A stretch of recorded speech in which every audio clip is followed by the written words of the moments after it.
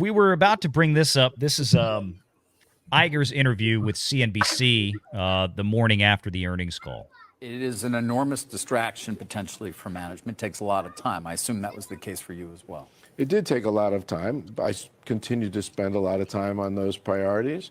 You have to still, watch the films and engage with our businesses on what their strategies are and execute against them. So you can't take your eye off the ball. But another great subject is introduced that does dilute your time to some extent. Yeah, you got to travel. You got to get in front of shareholders. You got to spend a good amount of time just thinking about it. I mean, did it become personal for you? It involved Ike Perlmutter. You and I have talked about this in the past at this very spot, I think. There's no love lost between the two of you. Was it a personal kind of contest in some way beyond just a proxy contest? On my side, no, meaning I was supporting the interests of the company, not my personal interests, and defending what the company and the board was doing, as opposed to defending myself against criticism. I know. I gotta. Oh God. Once again with the no, I'm always good. It's everybody else around me. This was never personal for me. Because look, it wasn't a personal reason that I fired Ike Perlmutter for no real good reason. About a year ago now. It was not personal for me that I stuck Ike in a corner with a bullshit job back in 2016 and 2017 because I wanted Kevin Feige to do whatever he wanted to. Nah, nothing personal. I've just always done what's good for the company. Marvel Phases 4 and 5 were awesome. Did you see them? I thought the Eternals was brilliant. Yeah, I mean, that worked great for him. Please, more of the Marvels. Let's have more of that. Nelson and the people who are backing him. If you're asking whether it's personal on their side, you probably should ask him. He probably would say no. I think there probably was, to some extent, a degree of, I'll call it, personal animus that was on the table here. But I didn't. You fired him. I mean, he didn't like that. Well, we closed the Marvel offices, and it did result in Ike leaving the company. But I'm not going to put words in his mouth at all. I had my my opinions about it all, but we were defending the company against the criticism of because you are the company, Bob. That's it. It's all. It's not that it's about you. It's that it's only about you. Let's not forget why was Ike Perlmutter, and that they hid behind the shroud of all the other cuts that they were making at the same time. Why was Ike Perlmutter targeted? Because Ike Perlmutter and Bob Chapek were the two guys that were trying to bring Nelson Peltz in the first time. That's it. This isn't hard, but Bob doesn't want to admit that it wasn't personal. I can't say it's going to be. It wasn't personal. It was political. Yes, exactly. It was political. I actually tried not to consider it a personal attack on me because I didn't think that was really of great benefit to Disney. No, but you're a very competitive person, and you wanted to crush them, didn't you? I wouldn't put it that way. Yeah, that means yes. That's just, you know what? And good for the way he asked that question, because he got Bob a little off guard there, and you can see on his face, his body language is, yeah, screw that guy. Bob should not play poker. No. If you're asking me whether I wanted the company to prevail, yes, because I knew exactly what was important to the company. I knew what we were doing, and I was extremely confident. I remain confident and very optimistic about what we're doing. Right.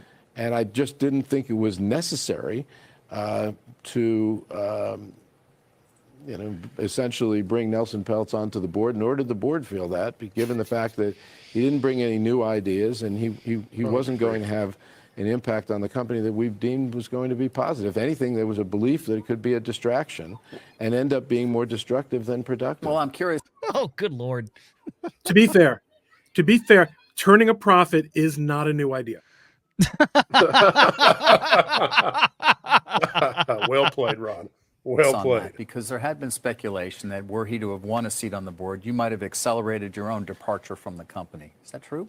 Well, he didn't win a seat on the board, and I am back to where I was before all this happened, which is spending 100% of my time on this company, and I'll just leave it at that. It's important. It is instructive, though, to it's think about how you were thinking about things if it's in fact important that for had happened. it's important for the management team, working very closely with the board, to have the ability, that includes the time, to focus on the most important matters. And anything that occurs that takes away from that, that distracts us in some form, is a negative. And so, as I said, his presence on the board, the board believed, could be distracting, and that might have made it very, very difficult for us to do our jobs the way we feel they need to be done. The way that we feel they need to be done, which is basically just whatever Bob Iger tells us to do. So that's the distraction. He's telling you there in so many words. That's the distraction, right, kids? I mean, we kind of all know what it is. Like I said, the problem with these is that these are not, unfortunately, I don't know if they're really truly in order, because this is the way CNBC posted these things. So let me back up to the next one in the order that CNBC loaded them, and go here. He doesn't look as happy in some of these others that you're going to play. But you have to, no. you have to like how they backed him up with that intraday stock chart. Yeah. To show just what a great day Friday was. Yeah. Oh yeah, they Only had if it you up there. enjoyed dropping. Right. They didn't show the day before. Or the week. The results that were announced the day before in the On sharp Succession, which ended up being it did, especially towards the end, the real focus here, and ISS made it a focus of their decision to recommend Peltz for the board.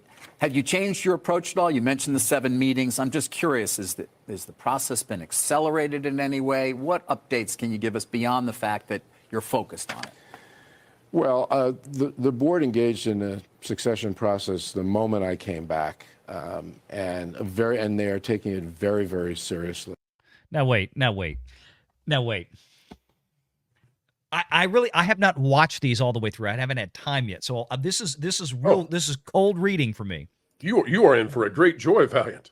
Now, the moment I came back, the board started working to find a successor, is what he basically just said there, right? Why then did the board, 8 months after you came back, renewed you for 2 more years, extended you another 2 years to the end of 26? That's what he meant. Yeah, there's nobody else who can That do this was job. the succession plans they had in mind. That There's no one else. A mortal has to worry about succession, but a god succeeds himself. And nothing succeeds like succession. Yeah, there you go. I don't think it has changed because of the activism battle at all.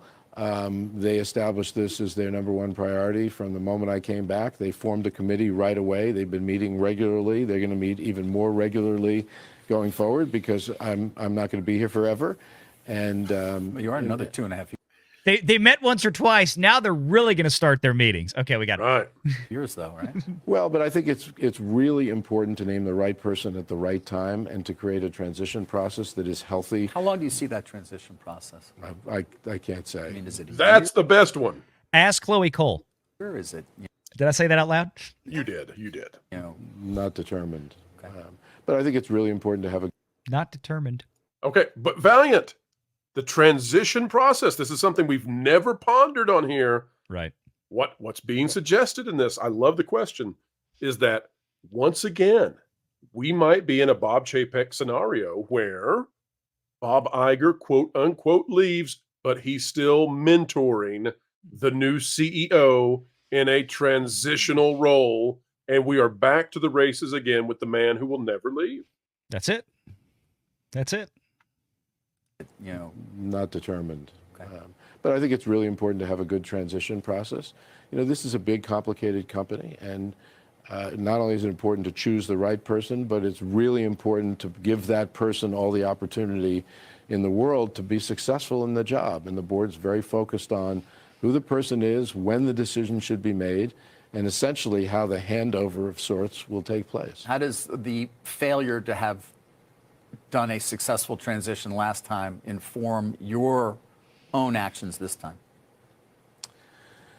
Well, look, the transition the last time around could not have happened at a worse moment for the company and in the world. COVID hit soon after Bob Chapek was named CEO. I think one of the things that I don't think has been as understood as it should have been over these last few years is what happened to this company during that period of time. Probably suffered more than most companies in the world, given the fact that people were not going to the movies, people were not going to theme parks. Initially, live sports were not occurring. And just as important, production wasn't going on. There were no movies or television shows being produced. This company was hit very, very hard.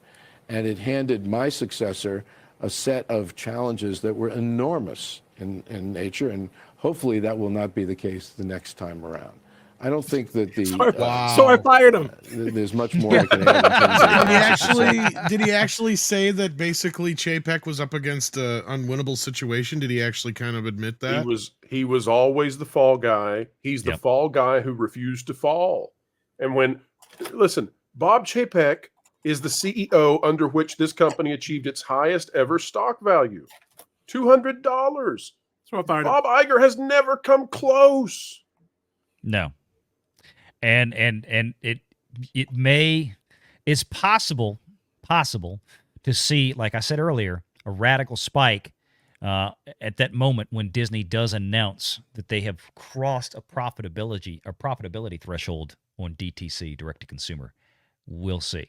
Listen, I don't know if it's going to last, but yeah. The correlation between Bob looking at his yacht goes up alongside parallel to cases of bird flu. That's all I'll say.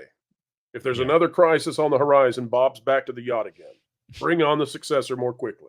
Make sure you're subscribed to Valiant Renegade and join us every Sunday at 6 p.m. Eastern for the live show.